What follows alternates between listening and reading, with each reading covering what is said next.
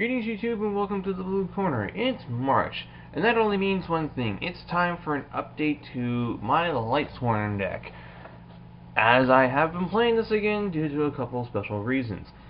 So, what can I really say about Lightsworn right now? It's an okay deck. It can do a couple unfair things. It's also more inconsistent than it is consistent, but it's still fun to play, and it's going to be getting support sometime down the road. A couple people are actually calling for some preemptive banlist hits on this thing, namely they want JD to go to 1. And I'm just going to say this right now. JD to 1 would hurt, but it's not going to stop the deck.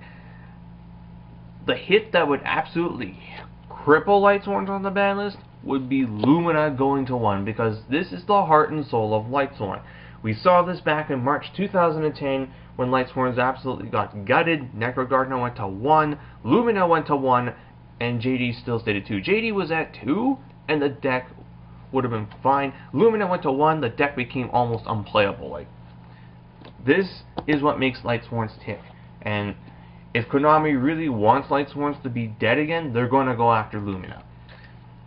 As for when we get Raiden and such forth, I don't know. Maybe his imports for the Duelist Advent, because I don't see them coming in Primal Origin now. I thought we might get them in there, but I just don't know if we're going to get them.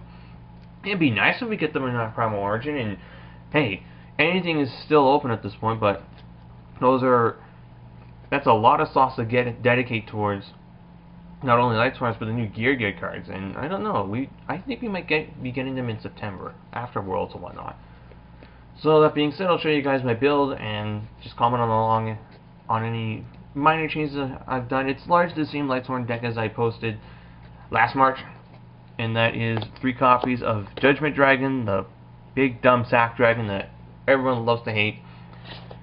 After that, 3 copies of Lumina, again, the heart and soul of the deck and what makes things tick.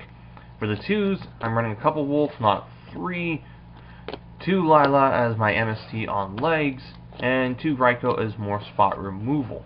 For the 1 of Lightsworns, I'm running a Celestia, a Jane, a Garroth, Aaron, and now an Arcus. My reasoning behind Arcus is, number 1, I wanted another name in the grave for JD. It's a level 3 that I can go with Lumina into a rank 3, and his effect is Lightsworns can't be targeted anywhere while he's in play. This is good for when people side in DD Crow, and him plus Lumina means that your opponent can't pop your Lumina with Bear, and 1800 defense means Bear can't beat it over unless he's got a Tinky, a Tensu, and, well, they can't even Gyoku because you're playing Lightsworn, so you have no back row to Gyoku. It's kind of difficult.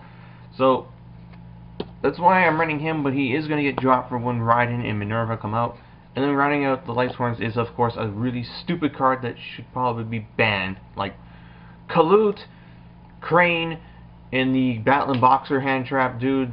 Like, they're nowhere near as busted as Honest. This thing is just ridiculous. And I want it banned. It definitely should not be going to 2. I don't know what Japan's thinking. And then speaking of dumb single card monsters, you got BLS, which is, yeah, dumb. I do have a couple darks in here to make this thing live. And come late game, yeah, BLS will be playing live. For hand traps, 2 copies of Trag, copy of Gores, and 2 Valor. Then for additional monsters, 2 copies of Card Trooper, additional milling, plus a draw when it dies, 2 Necrogardners to benefit from the milling, and I'm also testing out a copy of Blackwing Zephyros the Elite to benefit from the milling. The idea being that I can bounce back things like Illumina and special summon it so I can rank 4 with my Wolf, my Jane, my Aaron, and then I can Lava Ball chain into something, divest the Emerald cards back. Other neat interactions include when you go and drop Judgment Dragon and you try and use the effect, they negate it with Valor, Fiendish Chain, Breakthrough Skill, what have you.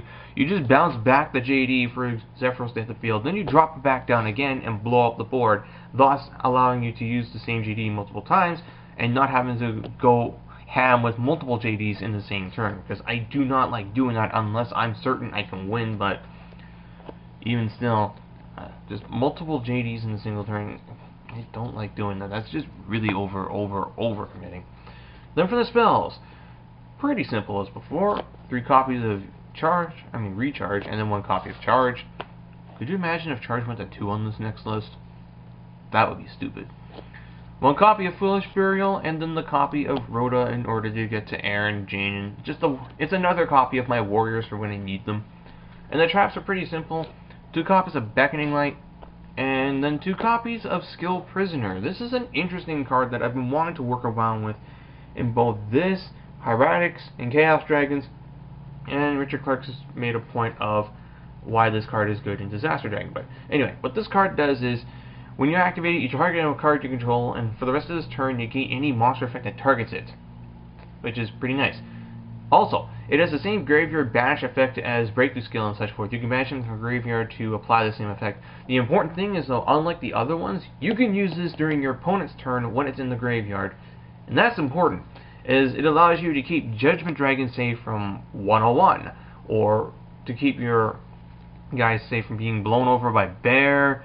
Like, that's a pretty strong effect for a card. You get 2 uses out of something that basically acts as another form of protection. So between this, Necro Garda, and in-hand Veilers, it should be difficult for my opponent to break over my board, which is really good.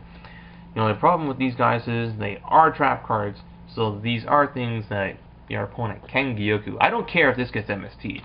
This kind of sucks to get MST'd, but you don't resolve Beckoning like that often if you're milling fast enough.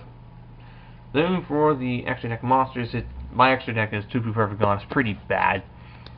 I don't have all the cards in here. Like, if I could, I'd be running a 101, an Excite on Ice, and a Felgrand, but instead I'm just going to have to make do with these, and those are an Engineer and a Levier for my 2 rank 3s. I don't go into rank 3s that often, but these are the ones I just find to be best suited for the deck.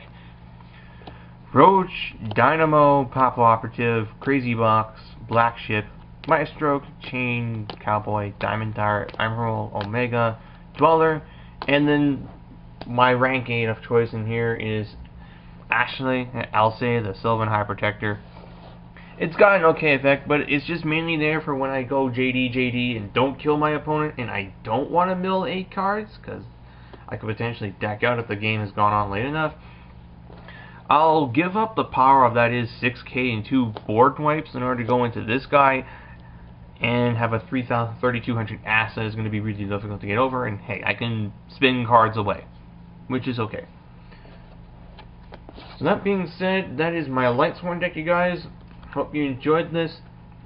As for the happening next on the blue corner, well, the ban list should be revealed very soon, and I will try and make a video discussing what happens. Hopefully we will know the details of what the ban list will be come Friday. Until then, thank you all for watching. Until next time, this is BlueStar899, jacking out.